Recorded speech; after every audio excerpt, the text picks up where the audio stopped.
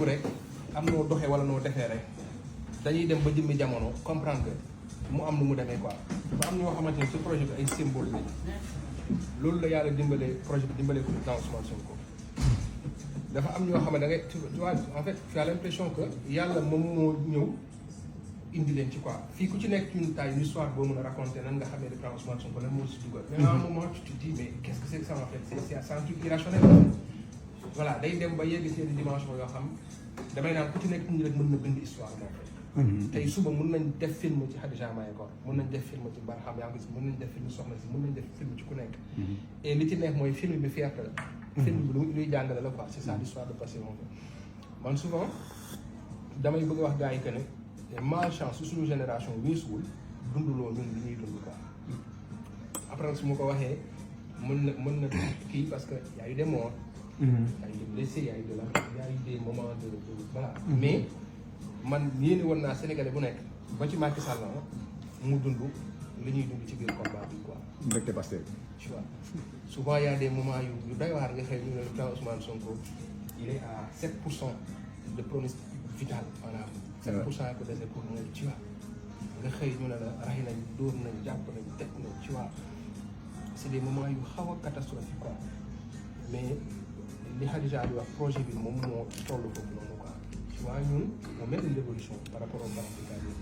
C'est vrai que dans la sous-région, on a bien le modèle de nous indique. Le modèle sénégalais, c'est un modèle très particulier parce que nous, les moyens nous utilisons beaucoup, la façon dont nous fait beaucoup. Dans la sous-région, les gens, nous disent qu'ils sont rigides. Nous, nous attaquons un système. Après, il y a une nuance. Après, je ne dis pas, hein, mais non seulement dañu attaqué un système mais ñun ñu tàmbalee ñun dañu taxaw système bi yaakaar nañu du ñu gis ñun ñuy dox di ñëw fii souvent c'est un produit fini c'est un peuple qui se lève qui se bat après voilà c'est un Assimi qui vient prend le truc mais yóbbu ko ci direction bi nga xam et puis 62 ans foofu la ñu bëggoon mu dem aujourd'hui il est lâché par comme Traoré et tout mais ce qui se passe avec Pastef c'est que ñun système la le moins li ñuy xeexee c'est un discours c'est un parcours li ñu tëyee Russie, quoi que ce soit, c'est pas en fait, c'est pas une force extérieure, c'est le peuple. Et dans ce peuple-là maintenant, Amna Koumba, Amna Grand Jean, Amna Mamadou, Amna Barham, Amna Khadija, c'est des identités remarquables. Moi, je vais des gens qui, à un moment du projet, ils ont su peut-être marquer l'histoire. Tout le monde se rappelle de la vidéo. Ouais. La virale vidéo. La vidéo virale. Maman nga yow diw. Mooy le 8 février je crois.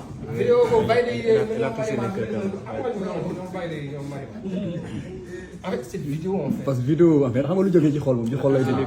te keroog moom en entendant parler on savait que moom li muy wax nii ci xolam la jógee. Et je suis sûr que c'était spontané. Ouais, c'est spontané, ouais. Et c'est des moments où da ngay sentir c'est comme man maa ngi fàttaliku il y a 2 ans 3 ans bi may jóg di dem ci biir ci consulat bu quoi en fait c'est un truc qui est plus fort que toi moom moo lay yëkkati nga dem jour boobu noonu nga xam nga ñàkk xam comme ni nga waxee. mooy jour xeex bi. jour boobu noonu en fait da nga yóbbu xeex bi ci beneen dimension en fait parce que tu as secoué en fait les Sénégalais man ni ma ko ressentiree boobu.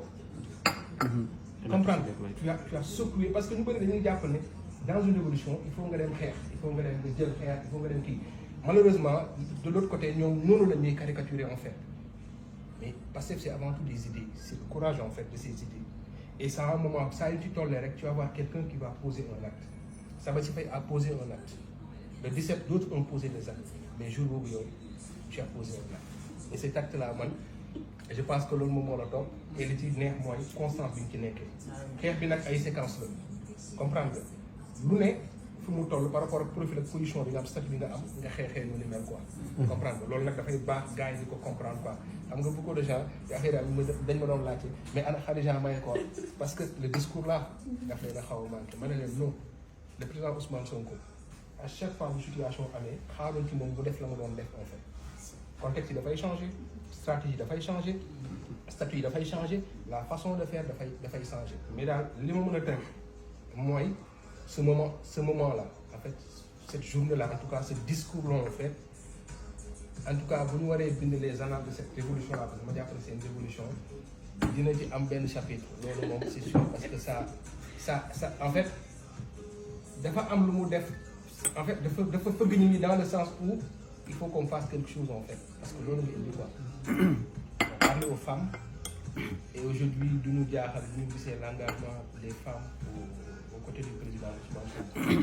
Je parle pas des femmes des jeunes yi comme yéen mais quand on voit nos mamans les vidéos qui passent sur da ngay xam ne li yàlla teg na ci loxo mais da ngay xam ne aussi sa taxawaay ñun ñëpp suñu taxawaay am na loo xamante ni impact na ko et demain peut-être bu ñu koy raconter fierté bi nga xam suñuy doom ak suñuy sët lañ ko am rek je pense que bokk naa ci wala nga dem ba màgget loolu laay ñaanal ku ne nga toog war ko nettali say doom ak say sët mais à un moment de l'histoire de l'Afrique à un moment de l'histoire du Sénégal en fait il y a des Sénégalais qui ont dit non comme ñi àndoon ak Mamadou Dia comme ñi àndoon ak Cheikh Anta Diop mais ñun on a dit cette fois-ci non cette fois-ci on ne laissera pas faire en fait et si le président Ousmane Sonko est toujours vivant si le président Ousmane Sonko reste toujours dans le landerneau politique je pense que c'est quand même grâce à je pense que à l'engagement de tout un chacun boo kenn xeeb même le petit texte un appel un commentaire un discours xam nga wàcc ci terrain bi defante ko gars yi loolu yëpp c'est un tout boo xamante ni nii on est toujours dans le processus on est toujours dans le combat et en espérant que dans 2-3 mois nous allons libérer le Sénégal pour l'Afrique. Inch'Allah. am na ba pare sax.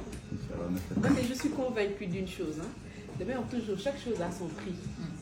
Et que ce que nous souhaitons aujourd'hui, c'est, comme il dit, comme nous le savons, c'est un changement en fait radical. Nous ne voulons pas juste changer de régime comme ce que les autres font. Nous voulons en fait le départ de baisse. Et chaque Sénégalais est conscient qu'il a un rôle à jouer. À des moments du projet de Pastef, comme je dis toujours, les formes de lutte diffèrent.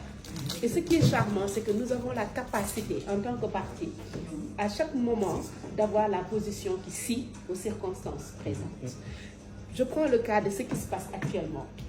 Moi, je suis fière de dire que c'est ce qui nous attend dans le chaos. Ils ont vécu ça avec notre démonstration de force sur le parrainage. Pourquoi? Parce qu'à ce moment précis, ils pensaient qu'en activant des leviers, ils vont nous pousser à faire ce qu'eux, ils veulent qu'on fasse. Nous avons l'intelligence politique en mouvement. Et nous sommes aujourd'hui dans du développement. Nous sommes aujourd'hui dans de la construction. Nous sommes dans le positif. Nous ne sommes pas dans le négativisme, comme le pensent beaucoup de gens. Au contraire, cette somme d'énergie, nous les patriotes, dafa walangaan ba dugg ci kër yëpp léegi dafa dépassé kër yi dafa dugg ci néeg yi nga dépassé néeg yi léegi dafa dugg ci xol yëpp man gisuma tey benn kër booy dugg ba génn te duñ fa waxtaanee wax Ousmane Sonko damay toog di xool journaux yi du lundi au dimanche H24 tous les journaux que ce soit les journaux yi nga xam ne c'est écrit la presse internet partout mais il tient le haut du pavé suñuy wax ci moom duñu pare yàlla moo ko may te dapp naa ne président Ousmane Sonko dafa am jamono bi ñu toll nun mu wàcc maase ak nun yor suñu melokaan jàpp naa ne xëy na président su wàccoon ci beneen jamono xalif yi loolu jamono ji noonu lay taxawee mais yàlla daf ko indi mu maase ak ñun ndiroog ñun mel ni ñun di solo comme ñun dëkk fi nu dëkk di xalaat bi comme ñun ba pare am ambition ak rêve yi ñu am xam ko décortiquer ko porter ko avec courage nag ak fulla fayda jom ak fit ndax il a fallu quand même avoir un leader qui est capable aujourd'hui à porter sur ses épaules un projet de cette envergure ñun ñëpp dafa doon baax ci suñu xol mais on ne savait pas comment faire pour se retrouver autour de quelque chose pour mu jël forme et je pense que ce que Pastef a réussi aujourd'hui comme dit Issa ku ci bokkul mënoo ko xam ku raté génération bi te bokkoo ci révolution bi Pastef di porté tu as raté un coche dans ta vie donc c'est avec fierté ku ci nekk si ñun suy wax da ngay foog ni li muy wax fanatisme la non du fanatisme li ñuy wax gëm-gëm la li ñuy wax croyance profonde que le changement c'est nous du keneen mooy jógee feneen di ñëw di defar suñu dëkk quand on dit que le changement c'est maintenant c'est parce que dafa ñor quand je dis toujours que peuple bi yi ñu jiitu dañu def cette révolution moo tax tey xëy na ñu am li ñu am donc ñun c'est le moment pour nous de faire suñu révolution kenn du ko defal ñoo koy defal suñu bopp. Nous avons la capacité, nous avons l'énergie, nous avons les compétences, nous avons tout ce qu'il faut. C'est-à-dire actuellement tous les ingrédients sont réunis pour que cette révolution se fasse et elle est en train de se faire. Et je dis toujours que nous avons déjà gagné. Parce que defe naa li président doon wax man je décortique ces messages. Il nous faut une masse critique de citoyens conscients des enjeux. Aujourd'hui, on a dépassé cette masse critique de citoyens. On est aujourd'hui à plus de 90% des Sénégalais qui savent que dans un pays, pour que le pays marche, il faut le contrôle citoyen. Et que chaque citoyen est acteur de développement et de changement. Et que chaque citoyen a le droit de dire oui si je suis d'accord et de dire non lorsque je ne suis pas d'accord. te defe naa loolu moom président Ousmane Sonko si loxoom la ko yàlla jaarale.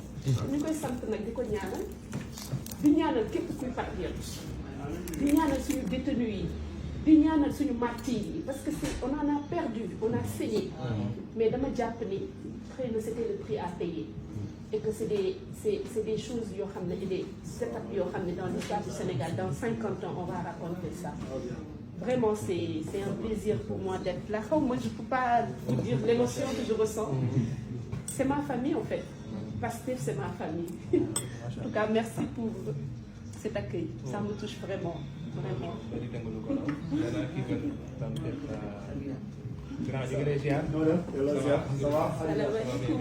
Ça va, alhamdulillah.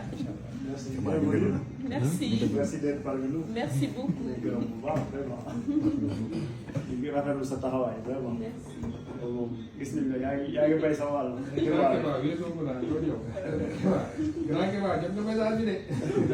Aliou may ko am na benn gars yi bu bëgg gis fii nag. grand Kéba c'est un grand patriote. Macha Allah. moom mooy envoyé message yi ma def naa ko parce que xëy na ko jotul message bi quoi. mais grand maa ngi jégalu mais tu as le temps ñu ngi fi ba ci kanam quoi incha allah mën nga def ci yow quoi. man de sama gars yi sonal nañ ma. Il signalait d'ailleurs.